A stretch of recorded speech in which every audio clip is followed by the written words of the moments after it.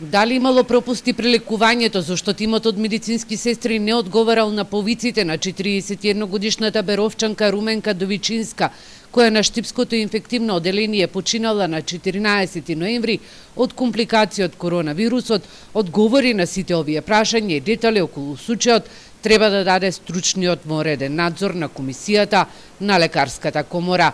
Од кабинетот на министерот за здравство Венко Филипче вела дека извештаите од Штипската болница и од Државниот здравствен и санитарен инспекторат се добиени, а веќе утринава е побаран вореден стручен надзор.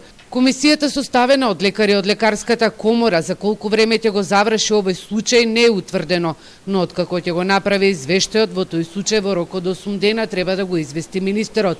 Директорката на Државниот здравствен и санитарен инспекторат Ирина Бухова за Телма вели дека од нивна страна инспекторот ја завршил својата работа.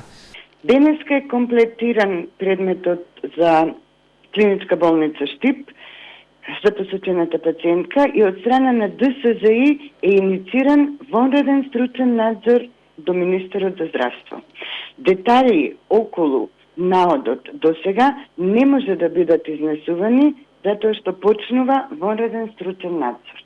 И директорот на Штипската клиничка болница Ален Георгиев вели дека се што е побарано од нивна страна за случајот за починатата пациентка од Берово е доставено до институциите. Уште еднаш би апелирал да престанат нападите на трудот на медицинските работници во борбата со оваа зло кое го покоси буквално целиот свет. Да ги почитуваме здравствените работници, да ги почитуваме мерките за заштита, бидејќи состојбата е и така премногу тешка.